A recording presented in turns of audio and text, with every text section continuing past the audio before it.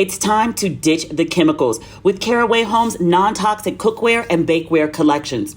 Visit carawayhome.com/ratchet to take advantage of this limited time offer for 10% off your next purchase. This deal is exclusive for our listeners, so visit carawayhome.com/ratchet or use code RATCHET at checkout. Caraway, non-toxic cookware made modern. Ladies and gentlemen, boys and girls, and those who don't identify as either, you are listening to Ratchet and Respectable with Demetria L. Lucas. Y'all, I'm in Nairobi. I love it here. Unfortunately, I won't spend a lot of time here. I'm going to a couple other places in Kenya, and I had to go through Nairobi in order to get to them. I'm only here for 2 days, and then I leave and I go to the other places, and then I'm back again for 2 days, and then I head back to Accra. I wish I had more time here. I went to a mall earlier today. There was an oyster bar. I met this really dope Black woman. Her name is Courtney. She and her husband work in foreign service, and we just sat down and had this amazing 3-hour conversation. So we just talked about life and living abroad and being Black American in Africa, in her case, raising a family. It was just really dope. And I was reminded that this is one of the reasons that I love to travel. You can go great places. You can see jaw-dropping views, but the people that I connect with and the stories that are shared about people. You know, I'm obsessed with history. If you haven't noticed, the first day I spend in most new cities, I usually head to a museum first. The stories of people, historical and current, reading about them, talking to them, is what really does it for me. But that experience of just sitting down with a fellow Black woman and talking about her experience in East Africa versus mine in West Africa and all the other places that she's lived. She's been in foreign service for a while. Yeah, but just a really dope day. I had a list of things that I was supposed to do today. One of them was go to this rooftop. It's not the tallest building, but it's a tall building, and it has amazing views. Last time I was in Nairobi, which I think was 2015, my friends and I had gone up to that rooftop. To go back all these years later was really a great experience. I wish I had more time here. I guess I could change my flight if I really wanted to. I go on safari tomorrow. I'm trying to catch the last bit of the Great Migration. You know how birds at home fly south for winter and then come back north? And Kenya, because it has so many animals, so many different types of animals, they do an annual migration. So right now, allegedly, they're supposed to still be in Masai Mara. It finishes in October.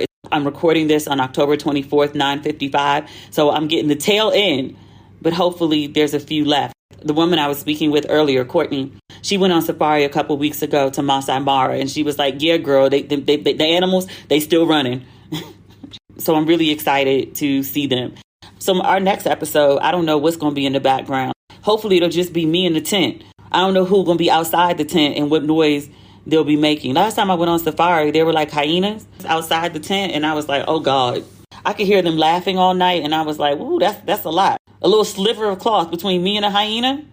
There's a lot going on this week, but I want to talk about something. Actually, I want to talk to someone. And last week, there was a story on the Daily Beast about a woman, a Black woman, who is suing Planned Parenthood. She alleges racial discrimination and wrongful termination. And the Daily Beast described her lawsuit as a sprawling complaint that covers multiple years and more than a dozen employees. So I read the whole article, and she talked about things like her supervisor insulted her. Her direct supervisor was half Cuban. She talked about previous allegations of racism at Planned Parenthood. BuzzFeed did a couple stories in 2020 about that. She talked about how it came up in the office, and her boss, a Black woman, was like, oh, we're going to get to the bottom of who did this. She talks about things that happened to her. She also talks about things that happened to other people. She talked about one woman, a Black woman, a colleague wanted to pet her hair. The Black woman said, no, you can't touch it. The woman who wanted to do the petting was offended. The Black woman went to HR and was like, hey, they wildin'. And HR was like, oh, you're playing the race card. There was another guy at the job, a white guy, and he was going around telling people that he was a Black woman trapped in a white man's body. It's a bunch of crazy shit. And I was reading it and I was like, you mean I could have sued for all of this? Every example that she gave in this article, I was like, that's happened to me in some capacity. She also has several incidents that this Daily Beast article lays out in detail. I'll just give you an overview. But basically, she says she was hired as a director to do a job, multicultural branding director at that. But she's like, I was hired to do this job at a director's level. And whenever I would make suggestions like, hey, you want bigger opportunities, you want to get more eyeballs in front of whatever we're working on, like we should do this or we should do that. And she would be chastised for doing her job, essentially. And she's like, all the things that people tell you that you're supposed to do to be a team player, if you will, go above and beyond. And then she's like, every time I tried to suggest something, I would be shut down. And she was like, and not just shut down like, oh no, I don't think that's a good idea. But she was like, I would be berated. She worked for Planned Parenthood for almost 2 years. A month before she was terminated, she ended up in the ER from an anxiety attack. And she says it was directly caused by her job. So the woman's name is Nicole Moore. I know 2 people named Nicole Moore. There's a picture with the article, but I really wasn't paying attention. But Nicole Moore is a super common name. So it just didn't put 2 and 2 together for me. So I read this article and I wanted to talk about it. And I cut it from last week's episode. And I was like, oh, I'll get to it this week. Over the weekend, I'm up. I told you in Nairobi is 7 hours ahead. It's 3 hours ahead of Ghana. So my internal clock is all over the place. I'd be up at like 5:30 every morning. I was just up. Breakfast wasn't even being served yet at the hotel. So I was scrolling on Facebook and I saw Nicole Moore, one of my friends, Nicole Moore, posting about Planned Parenthood.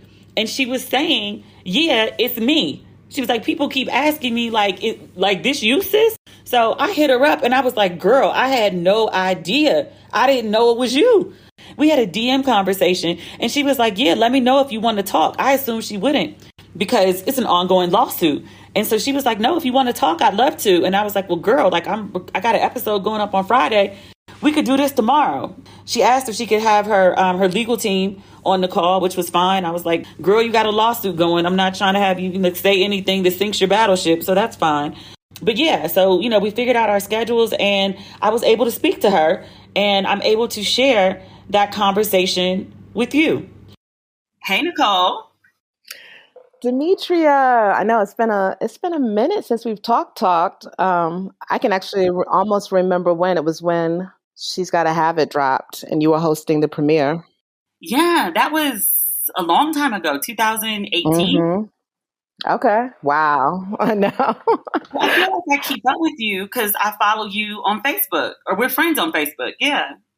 Exactly. I just was, telling my attorneys this. They were like, did she reach out to you? I was like, it's just the oddest thing because you're not the only person. You were probably the third person that day to be like, wait a minute, you're the Nicole that I read about on Daily Beast. I'm like, yep, that's me. So a lot of people haven't been connecting the dots. I think they're just, I'm not that kind of person to like do this. I don't know if there is a type of person, but I definitely have rallied before and I've protested in front of the Supreme Court. But this is a whole new level. So yeah, that is me. No, so the reason I didn't necessarily think of you wasn't because I didn't think you were, about that life. It was just because you have a super common name. Like I actually have another friend also named Nicole Moore. So like I read the article and I was like, oh, okay, Nicole Moore for Planned Parenthood is suing them. And like, this story is crazy, but like never in a million did I think like, oh, I know Nicole. It didn't cross my mind. Right. My bad. Literally, this is a great example of like Facebook and social media bringing people together because I was scrolling on my feed over here in Nairobi. I'm like running around East Africa and up late one night scrolling and I saw you posted and I was like, wait a minute, are you kidding me? And that's when I reached out and I was just like, hey girl, hey. Right. 100%. The magic and power of social media. I love it. How's Nairobi? Nairobi's Nairobi. I'm interested in you, girl. Are you good? I'm good. I'm actually surprised that I'm so good. I thought I just prepared for the worst. Honestly, like I said, it's as you may or may not know, just to speak up. And, we always love to say, oh, be a good troublemaker, speak truth to justice. It's not that easy. It's very scary. It's a lot. Like, I've lost friends. It's been a lot, but it's been mostly 96% amazing, in terms of the response I've gotten from people. So much support, so much love, so much sympathy and empathy, and so many people sharing their own stories, like people feeling now more inspired than ever to speak up. So I feel I'm in a good place. I'm not in a bad place. I've had bad days, but overall I'm in a good place. Well, let me ask you this. So even before this interview will start on my podcast, I would have briefed the readers and said, hey, there's this article I've read and it's about, XYZ. And I would tell them some of the details. I'm going to ask you in your own words to share some things. But before we jump into that, can you tell me, like, what was the catalyst for you to actually file a lawsuit, I think, but also just decide, like, I'm going to do something? Because I don't think the first thing you probably thought was, like, I'm going to file a lawsuit. But, like, this is wrong and this shouldn't have happened to me or anyone else, and something must be done. What made you do something? I think it wasn't just one thing. It was one, when I was terminated, I knew something was going to happen. But honestly, when it happened, I was shocked because when you read the story, you'll read and understand that I was given a final warning, and I was given maybe, I don't know, 7 things that I had to complete in 30 days. And so I went crazy, and I probably completed 6 of those 7 things, and was almost like 6.5. I was almost done with the last thing before that 30th day. And so I didn't think they would terminate me because I did what I was supposed to do, and I did it well. So when it happened, I was really shocked and I was hurt. But at the same time, I was relieved because I said, okay, I'm no longer going to be in that oppressive environment anymore. And I was like, I'll be free. That's what I thought. And then the days went on and I still felt burdened. I felt heavy. I felt traumatized. I just felt like I wasn't good, and I couldn't, I was losing sleep. I still had insomnia. I still wasn't sleeping, and I couldn't figure out what it was. And then I just began to realize I was hurt, like I had been violated. And I just felt like I needed to do something about that, because obviously not doing anything and going to therapy and just talking to my friends and family wasn't helping me. And so that was one part of it. I think the second part that was humiliating for me, and it just also roused me up and got me amped, was that after all the work that I had done, all of my accomplishments, they only offered me 1 week severance. And when I started to talk to people, Planned Parenthood is a multi-million-dollar organization. I was almost there for 2 years.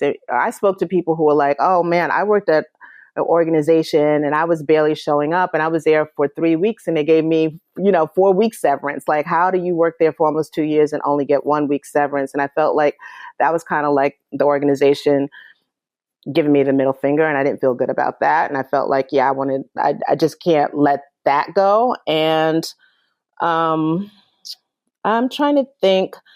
There is something else, honestly, and I don't talk about it too much. I think I probably mentioned it to my attorneys, but in March of 2021, and I don't talk to, because it's about a dream and some people don't take dreams seriously. But in March of 2021, I remember I had this very vivid dream, and I woke up and I remembered all of it. And the gist of it was that I was a whistleblower calling PP out. And I remember talking to my mentor the very next day. And I said, that is the craziest, wildest dream I ever had. That's so not me. I remember saying, like, how would I even be in a position to be a whistleblower? How would I even be in a position to even call this organization out? Because at this point, I already knew that all eyes were on me, and I knew that I had to keep my head down, be silent, and continue to work if I wanted to work in peace, right? So I wasn't even talking out or speaking up at that point. I was just like working hard and just being quiet. So I was like, there's no way I'll ever be in that position. And I remember my mentor, Dr. Monica McLemore, was like, you know what, Nicole, I had that same dream about you like 3 months ago, but I never wanted to tell you because I didn't want to put that burden on you. But she's like, you're going to make a change at this organization one way or another. And that's all I'm going to say about that. And we never talked about it again. And then, fast forward, I don't know, 7 or 8 months. And here I am. And I do believe like sometimes dreams are navigators for us and they're North Stars for us. And so that also kind of convinced me to look out and seek out representation for a lawsuit. It's just all coming together in a way that I feel was predestined, which sounds crazy, but I do. This show is brought to you by BetterHelp Therapy Online. Life would be so much easier if it came with an instruction manual. Unfortunately, it doesn't. So when life is not working for you, it's normal to feel confused or stuck. Therapists are trained to help you figure out the cause of challenging emotions and learn productive coping skills. It makes therapy the closest thing to a guided tour of this complex engine called you. BetterHelp has connected over 3 million people with licensed therapists. It's convenient, secure, and accessible anywhere, 100% online. You know that I am a huge proponent of therapy. I think everyone should get some, and don't wait till your life is falling apart to call a therapist. Do it beforehand so your life doesn't fall apart. Everyone deserves to feel their best, and BetterHelp makes it easy to get started. Just fill out a brief questionnaire to match with a therapist. And if things aren't clicking, you can easily switch to a new therapist anytime. My favorite part about BetterHelp, no waiting rooms, no traffic, and no endless searching for the right therapist. BetterHelp makes it easy to get, help. Get unstuck with BetterHelp. Learn more and save 10% off your first month at betterhelp.com/ratchet. That's BetterHelp, HELP.com/ratchet. With Masterclass, you can learn from the world's best minds, anytime, anywhere, and at your own pace. You can learn songwriting from John Legend, elevate your speaking and stage presence with Christina Aguilera, or learn disruptive entrepreneurship from Richard Branson. With over 150 classes from a range of world-class instructors, that thing you've always wanted to do is closer than you think. I've been taking masterclasses since I think 2018. They have TV writing classes with Aaron Sorkin and Shonda Rhimes, two of the absolute best in the business. I would watch those classes faithfully. I still have a notebook full of my notes. And once I got done with them, I used to watch just anything. How to play tennis, how to perform, how to be a comedian, how to cook. Masterclass gives you access to the best in the business, so why not learn everything you can? I highly recommend you check it out. Get unlimited access to every class. And as a Ratchet and Respectable listener, you get 15% off an annual membership. Go to masterclass.com/ratchet now. That's masterclass.com/ratchet for 15% off Masterclass. Well, let's talk about some of the allegations that you've made against Planned Parenthood. Because when I first saw this article on the Daily Beast, I read through it and I was like, yeah, that probably happened. Yeah, that probably happened. Because for every story that you told, I had an equal story from at least one or two organizations that I work for. One of the reasons I really wanted to talk with you is because your story is so relatable to Black women specifically. So much of your story, I was like, yeah, that happened to me. Yeah, that too. Yeah. Oh, yeah. Pet my hair. Yeah. Oh, race card. Yeah. Why do you think, can I ask you a question? Why do you think you stay quiet? Like, why do you think we stay quiet all the time when we're, because I ask this question because honestly, maybe 85% of the responses I've gotten from Black folks, especially, and Latinos have been like, I'm going through this, or I've been through this, and no one's surprised. No one is surprised, right? And so I'm like, so why the silence? So I haven't had a day job since 2011. So put that in context. And my last job before that, I worked for Essence for 4 years. My first job was working for a city agency. And my boss was a South Asian woman, brown woman. And she hated me from the day I came in the door. I lasted there for a year. She intentionally made my life absolutely miserable. Like, she actively tried to get me fired. And I just left. I found another job. And I think that's what most people do. I just found another job and I left and went on to something else. It paid better. It was a better working environment. Stayed there for a couple years. And then I left there and I went to a publisher. The first woman I worked under was really dope. And then they promoted me to work under someone else, to work for a bigger publishing line, or publishing imprint rather. And that woman was sheer terror. Like, she hated everything about me. And like, you know me, I'm pretty on it. Like, she would tell me I couldn't write, I couldn't edit. And I was like, me? You know, I have my faults, but that's not one of them. But she just like stayed in my ass nonstop. And so the complaints that you're speaking about in the lawsuit about like, okay, you tell me to participate and you want my ideas and then I give them to you and you basically tell me to shut up and mind my business. Like, what? That's supposed to be my job, you know? Like, exactly. Yeah. It's like, I'm trying to do my job to the best of my ability because that's what you hired me to do. I just got promoted. You're paying me more. I'm trying to be a team player. But it's like, whenever I try to play, you act like you don't want me here. So, and then when I don't, when I fall back, then you complain that I'm not working hard enough. I'm like, I don't know what to do with that. So I just got another job. That's why I left and went to Essence.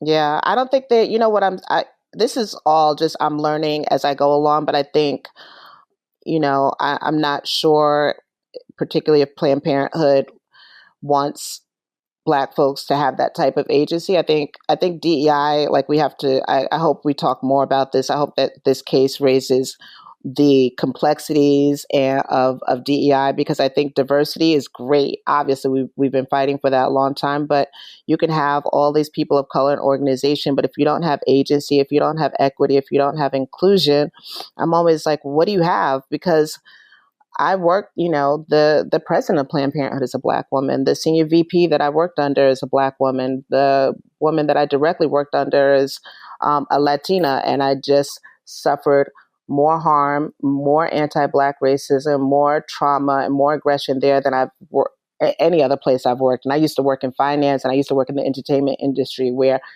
racism, misogyny, sexism is runs rampant. But it was maybe the worst at Planned Parenthood because I just didn't expect it to be that bad. And so that's the worst.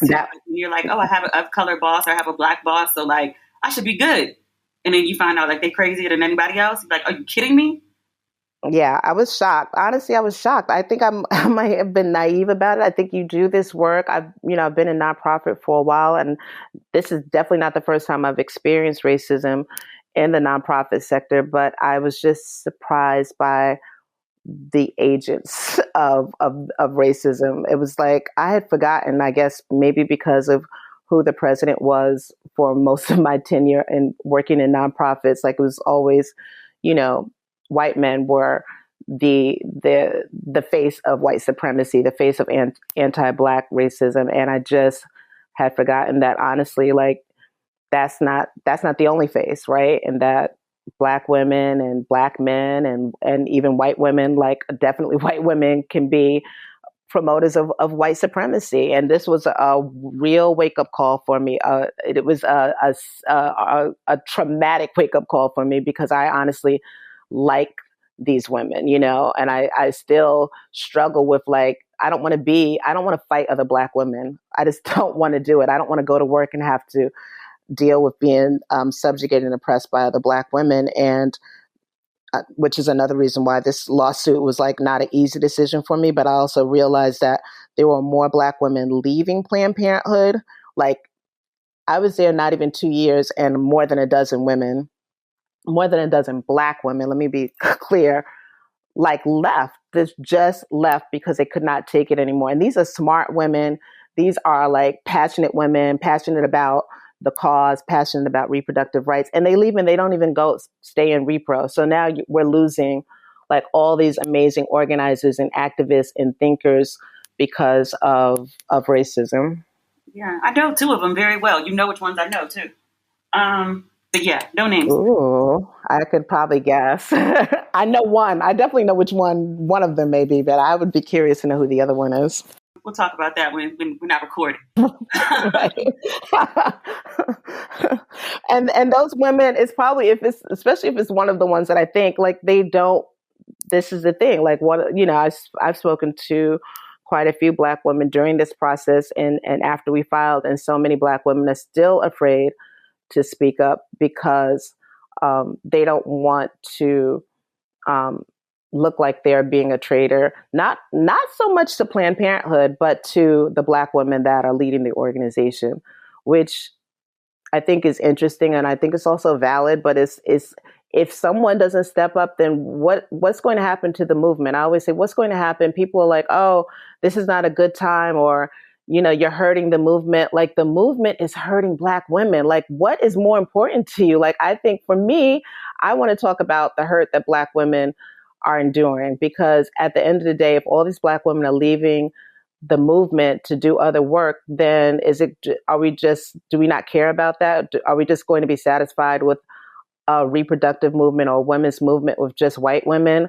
with just Black women that are in the movement that use white supremacy? Or do we not care about who wants to be in this movement, who's there to fight? And then what about the people that endure? Like, I always think about what kind of mental and psychological and emotional state these women are going to be in to really, really fight battles, And it's just, we're at a place where we have to do something, where I at least have to do something.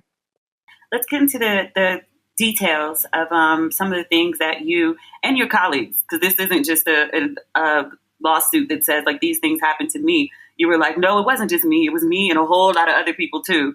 And here's 51 pages of examples of what happened. Did you tell your colleagues that you were going to name them, or your former colleagues that you were going to name them in this lawsuit? There are some people who are named that they provided witness statements, and so they are named. And then the other people that are named, that I named, I don't know if I told all of them, but they are aware of the issues, And I think people that were named I'm trying to think of how to phrase this, that were mentioned just as part of my story, that were integral to my story, that I may not have told, that were in this case. I didn't say anything disparaging about them. When I was reading on the Daily Beast article, and for people who are listening, I'm not going through the whole thing, but it's definitely worth a read to get all of the details. But you have a couple incidents that were just really kind of crazy. So can you tell me sort of like your top three that you were just like, huh? What? Is this really happening? Is this real life? Wow, that's a good top to make me think about the top three. The first one I could think of is just because it was maybe my second week there, which is the one that you kind of alluded to earlier in our conversation, is that the senior VP had emailed me and maybe 8 other people on the comms team to ask if we had any ideas or recommendations for expanding AMJ, Alexis McGill Johnson's profile, to expand her to more multicultural Black and Latino audiences. And I was not copied on the email. The email was sent to me. I was in the to line. And so I responded almost immediately. And I was saying like, oh, I actually have a great idea and a great connect. My friend Beverly Bond runs this amazing organization called Black Girls Rock, and they're doing big Black Girls Rock conference in DC in like 2 months. And let me see if I can get if you think it's a cool idea, I will work and pitch and see if we can get AMJ on this panel. Everyone was like, great idea. So glad to have you working at Planned Parenthood. This is the kind of energy and ideas we need. And then the VP of my department, Rachel Moreno, like this is when we were in office. So this is before we were in lockdown. We were in the actual office, which was one of those open spaces where everyone sits like maybe 20 people at one desk. And I was like feeling good, actually, like, oh yeah, I just did that. I'm going out to lunch now. And as I was headed out of the office, she was headed in, and she literally said, I need to talk to you right now. Did not take me to a conference room, did not say like, let's meet privately somewhere, but like in the middle of the floor was like, from now on, when you get these type of emails, I don't need you to respond to them. You should just be quiet. You need to listen in. You're new here. You don't know how things go. This is a complex organization. You should just keep to yourself, be quiet, and let everybody else weigh in. And I was like, what? I thought I was hired to do this type of work. Literally, my title is multicultural brand director of brand engagement. And I was like, this falls into my scope of work. And I remember going out to lunch and almost like crying in the middle of like Wall Street. Like I was like, I'm so hurt by this, and saw a couple of co-workers, one person who I knew before I started at Planned Parenthood, who is now Planned Parenthood, and shared with her. She was like, that is absolutely absurd. And like, you should say something about this. Like, at least tell her that you're not going to work like this. At the very least, she was like, I don't think human resources will be helpful, but you should speak to her about it.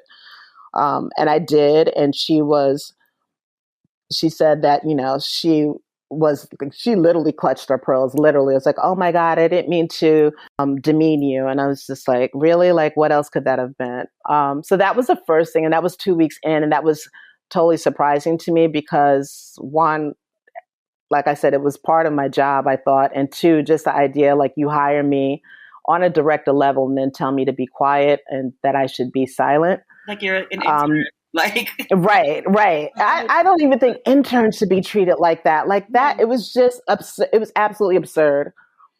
The second thing was trying to put my best foot forward, and there was something called a Black Engagement Strategy Table, and we called it BEST for short. And that table had not been active, and the table is just basically a meeting. We would meet once a month to discuss. And it was across divisions of all of Planned Parenthood. So we could talk like folks in development that are working on Black engagement strategy, could talk with people in organizing, could talk to people in comms, could talk to people in brand. And we could all figure out what people are doing, see if there were any ways that all of us could work together, if there was any synergy. So that table had been defunct and inactive for maybe, it was something crazy, Demetria, maybe like 8 months. And we're talking like 8 months starting in, I want to say 2020, like the fall of 2020, maybe, if not earlier than that. I think the last meeting we had was maybe October 2020. And if you remember 2020, that was the year of George Floyd being killed, Breonna, if there was any time that we should be talking about Black engagement and strategy, and we should all be focused in together and talking about this, that was the time. And so after about 8 months, my colleagues and I were like, well, we should try to just volunteer, because we understood that that table was run by members of the organizing strategic partnerships team. And 3 of the members of that team, or 2 members had left, another person was sick, another person was on maternity leave. So they really were short staffed. And so we said, okay, we're in comms, we're in brand. There's 3 of us here. We said, we talked about it. And we said, okay, we'll volunteer to host the table until, the person either comes back from maternity leave or they hire more people. Sent an email out saying that I would do this with the help of these 2 colleagues. The response I got was an immediate phone call saying, how dare you? Who do you think you are, volunteering to set up this table? You know that working at Planned Parenthood is not a democracy. You have to know your place. You can't just go and do these type of things. You can't do whatever you want to do here. You have to run them by us and get our permission. And furthermore, we're not giving you permission to set up any tables because you don't have the bandwidth to do it. And I was like, wow, again, being treated like a 5-year-old, and I'm not we weren't trying to showboat. We're not trying to, grandstand. We're trying to actually set up some work, a table that would actually make Planned Parenthood a better organization for Black folks, whether they're the patients or the donors or supporters. Like, this is what we wanted to do because we were genuinely interested in doing it. And so that was a surprise to me. And I think the third most surprising thing, and it's really honestly hard to pick out the 3 most horrific things, which is sad to say, but I would say maybe not so horrific as it was absolutely surprising. And it just showed how absolutely petty they could be, was thanks to the support of my consultant at the time, Tina Farris. She had contacted Array. And if you know anything about Array, you know that it's run by Ava DuVernay. And they were... Tina, like the Roots Tina? Yes. So she was working with me at Planned Parenthood, right? And Planned Parenthood had released in 2020 a documentary, a short, and it was a really well done short called Ours to Tell, which highlighted the stories of women who have had abortions.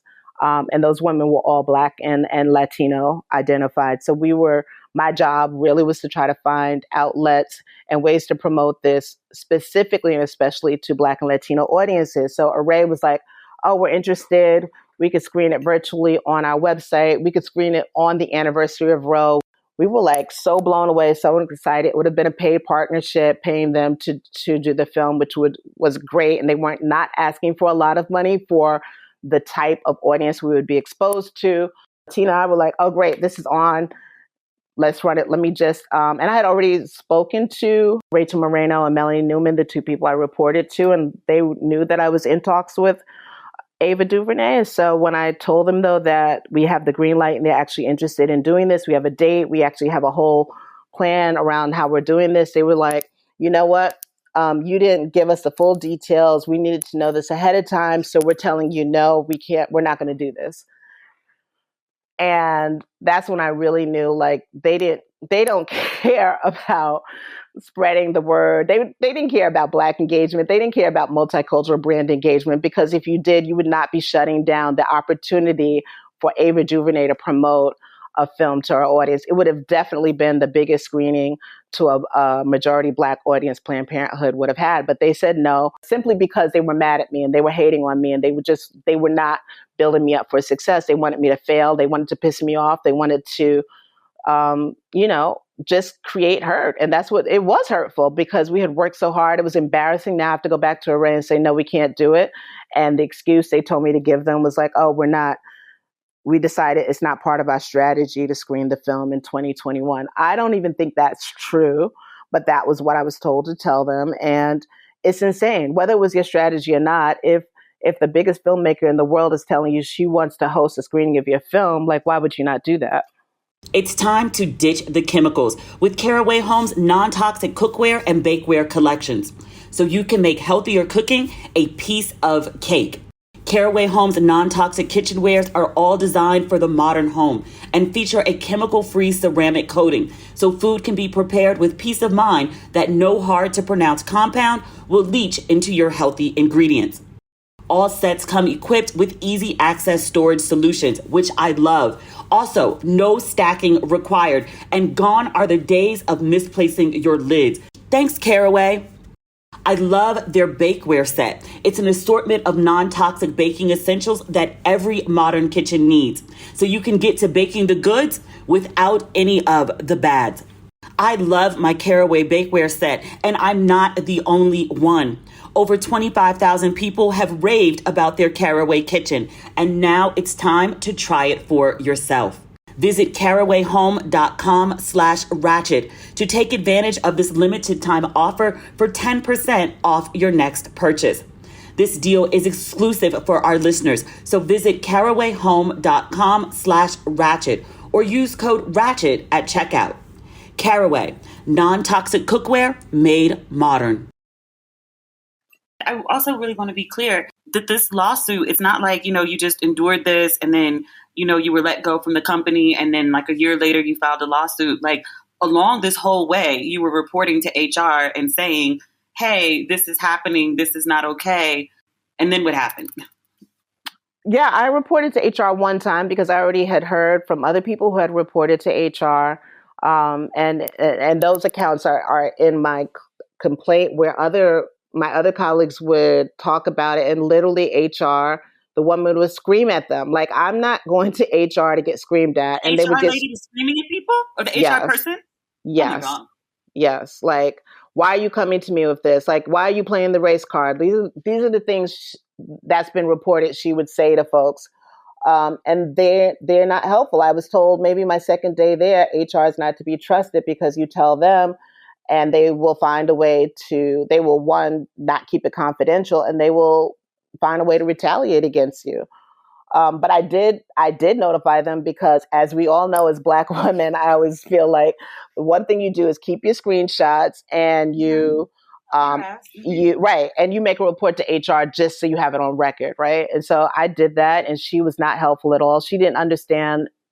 She was saying, I remember I was like, I am been written up. I'm on this. I have a performance improvement plan, a PIP is called, and I said, it's just not, like, she's saying that this hasn't happened and this hasn't happened, and it's not true. She's like, well, there must be some part of it that's true in order for her to write this up. I'm like, no, none of it is true. And I'm trying to find out if there's anything that can be done Like, what are the, like, is there a basis for this? Is there like an investigation? She was like, there's none of that.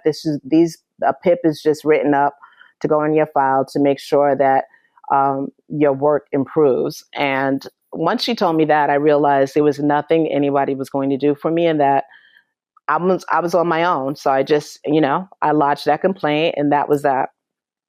Yeah, that's crazy.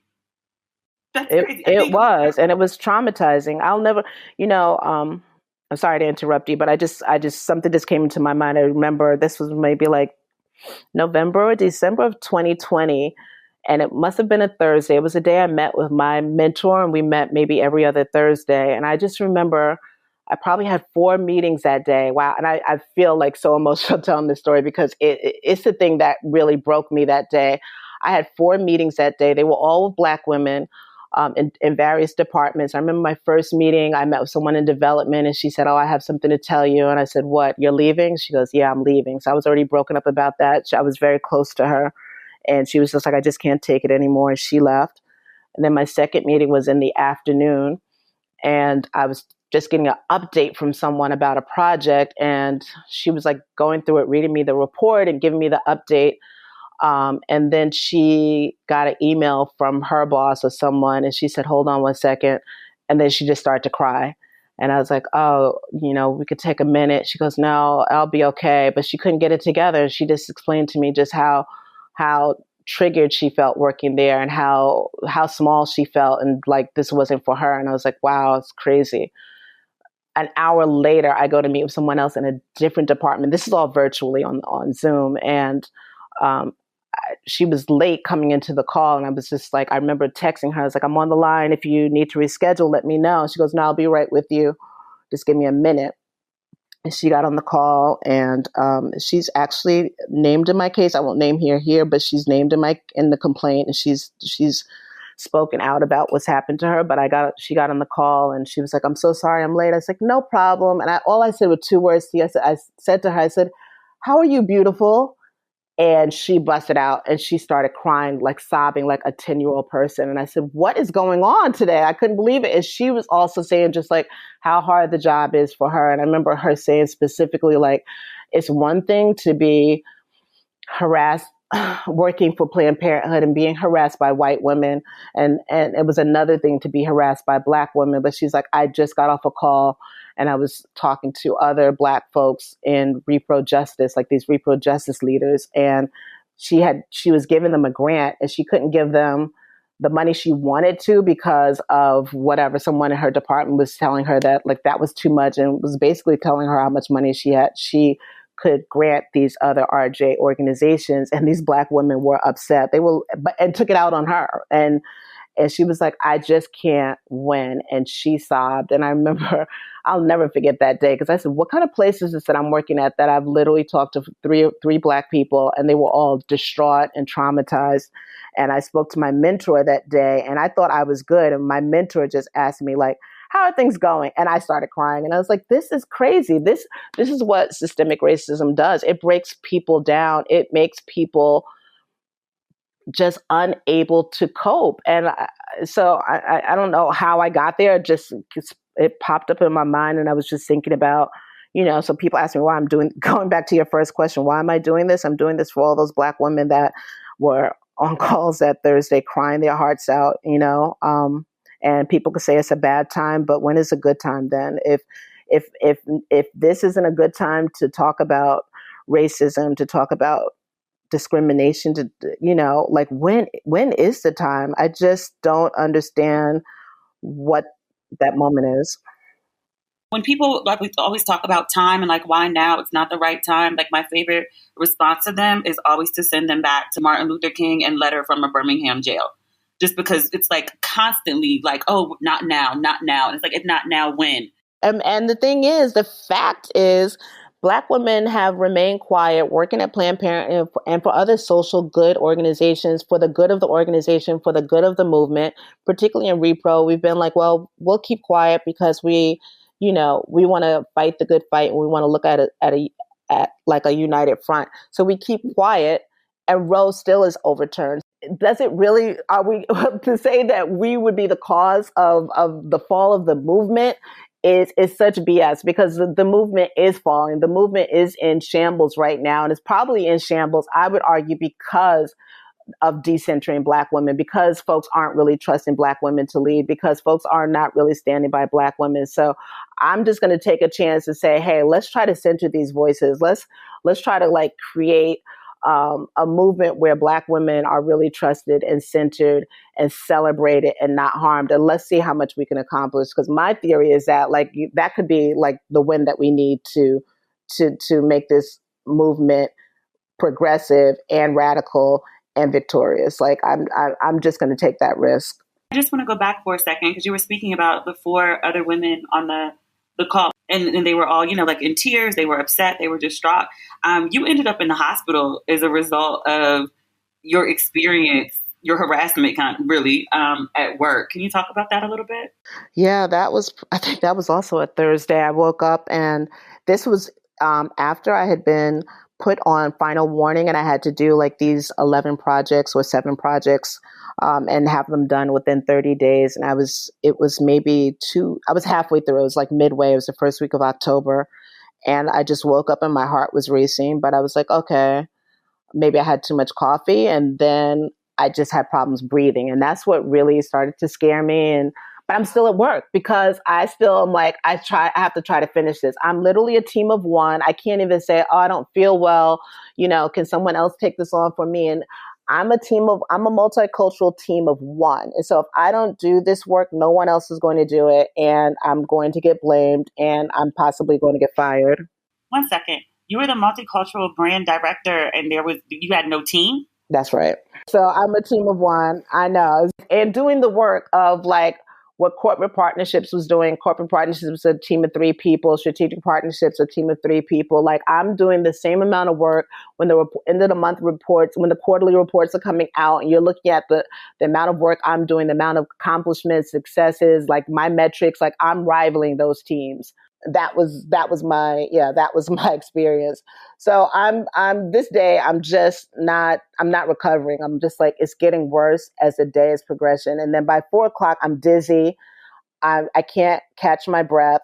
And my heart is just like, I'm like going to have a heart attack. So I just remember telling someone like basically, I could, at 4, things are quieting down a bit. So I was just like, I'm just going to have to tap out right now and see what's going on. And I remember it was just the wildest day, because this is October of 2021. This is when Delta was like showing its ass, and it was hard to get medical attention quickly. Anyway, I live in Harlem. I went to the local CVS.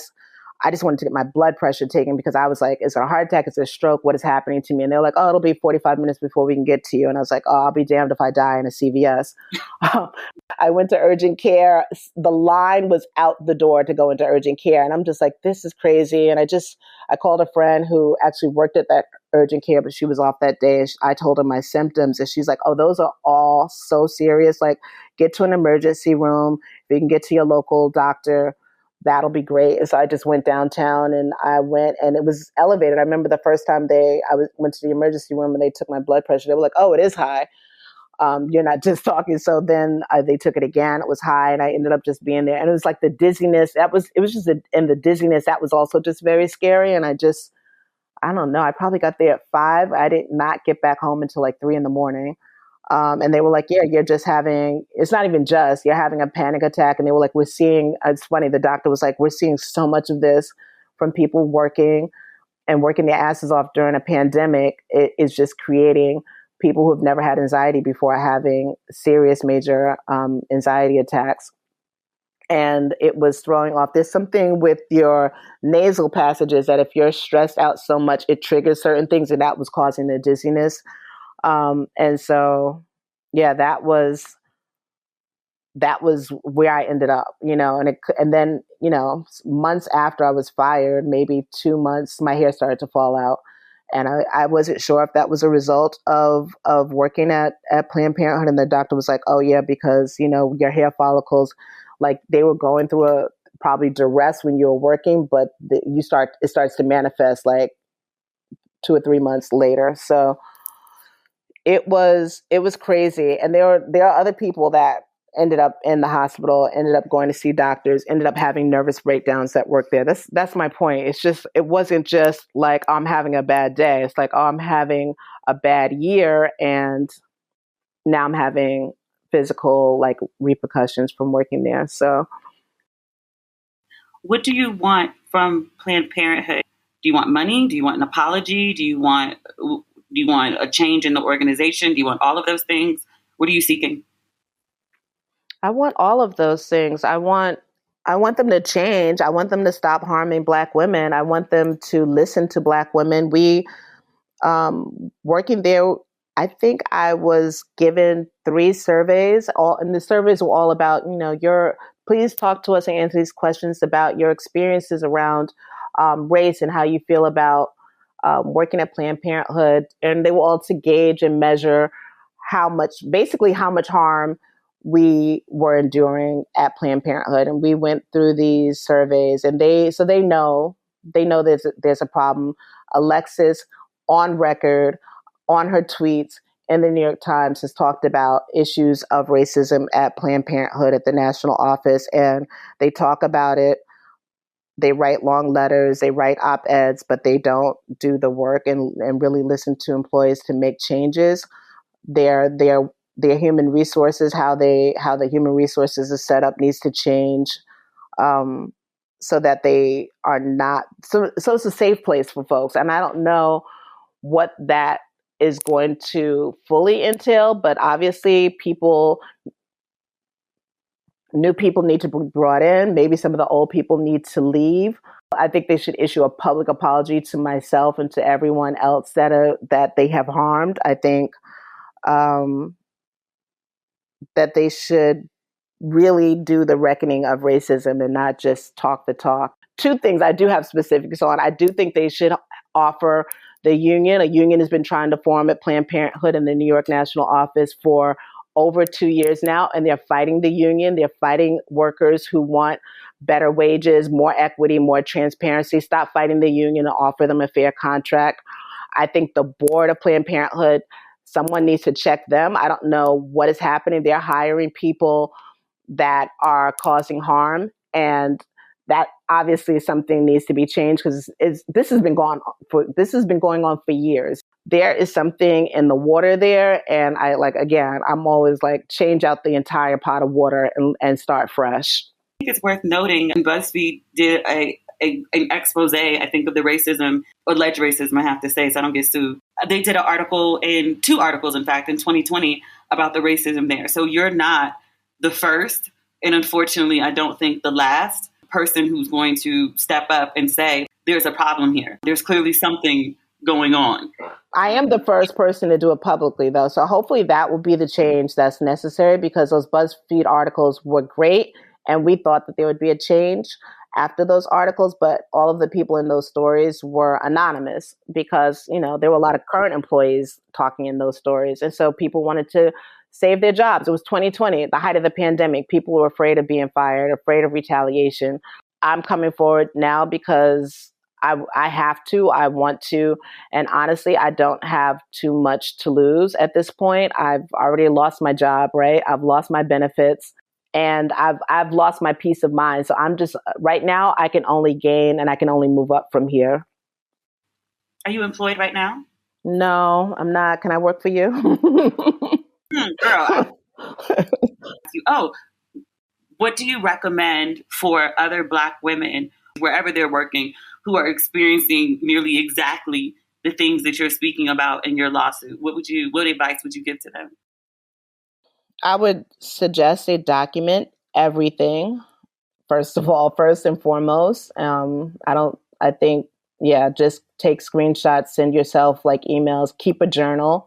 I would say find a base of support. It is great if you could find that base within your organization. That is what honestly sustained me. I had people there, and not just Black women, but I had Black men, I had white women, I had white men. I had like folks from the Pride ERG, like just having my back and saying like, even me speaking up and saying like, I'm surprised that no Black people were promoted, people slacking me and saying, thank you for saying this. We have your back. We appreciate you. That sustains you and that will sustain your peace of mind. I will say that if you can, try to speak up. I think silence is Black violence. I will always say that. And I think we have to pick and choose our battles, but at the same time,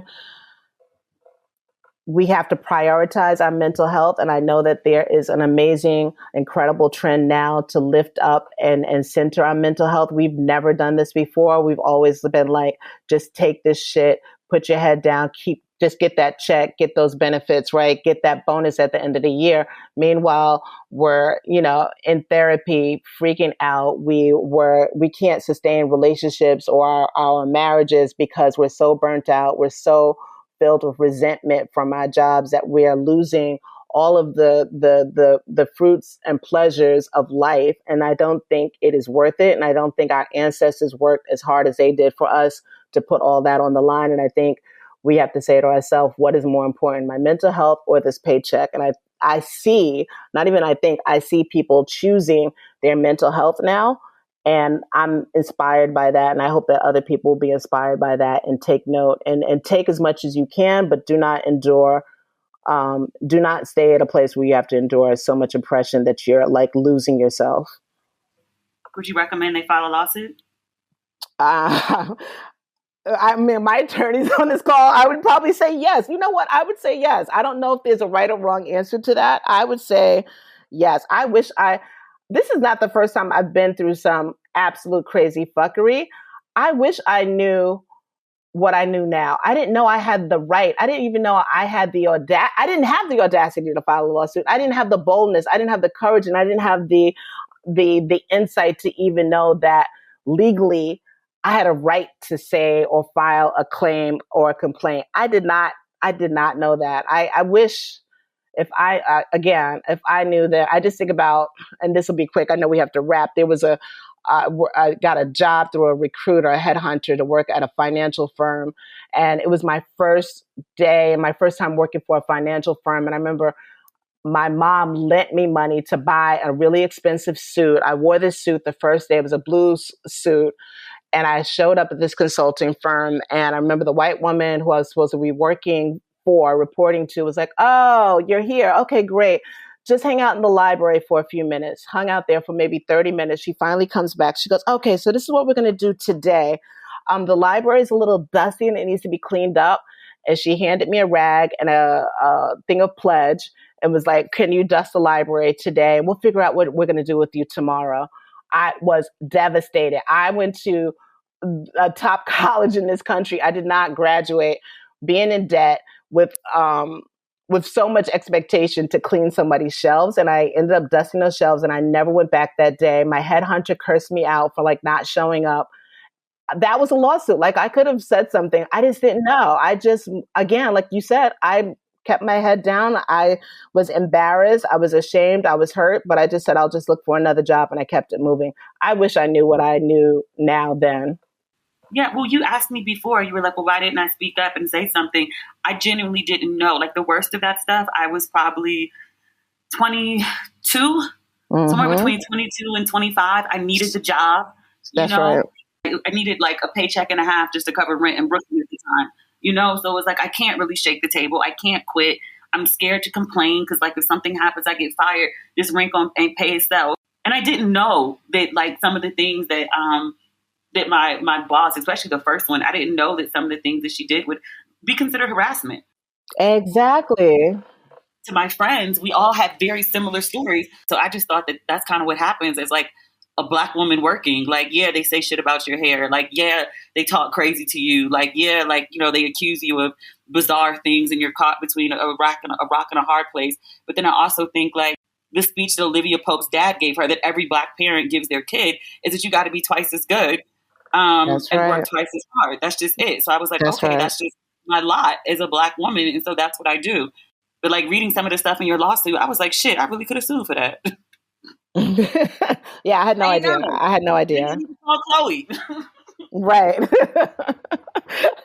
I had no idea. So I will say that much. Like, yes, a lot of what happens in the workplace is unlawful. And that's the word, like unlawful. Like, and we just don't know because of things that are unlawful are honestly things, especially Black women, especially working class, middle class, and poor Black women. We're just told like to excuse it because, like you said, like bills need to be paid, food, groceries need to be bought. Like, right. So it is a learning experience, and I'm glad I know what I do know now. Let me ask you this, my final question. Is there anything that I didn't ask you about that you want me to get into this episode or into this interview? No, you covered so much, Demetria. Thank you so much. I just want to say again, thanks to everyone who has supported me. Thanks for all the folks that are like DMing me. Thanks for people who are now stepping up saying like, if you need help, we'll talk to the media. And these are people that worked at Planned Parenthood who have to this point been silent with their pain, who are now coming forward and feeling emboldened. I thank you for this. Like, this is just not, it's about me, but it's bigger than me. This is about changing, I think you highlighted it really well here. Like what work life should be like for Black folks, I think for Black women. And also I would add for women too, because I've seen some shit that, women have had to go through at Planned Parenthood. It's interesting because, part of white supremacy is patriarchy, is privilege. And so to see like patriarchy being used by other women against women is devastating, but it's real. And it's just not, it's not normal. Like we have to stop normalizing this type of behavior. If we want the Reaper rights movement, if we want the women's rights movement, if we want real social justice, we can't continue to behave and accept this as normal. All right. Thank you, my love. Thank you. You're very welcome. That was a lot.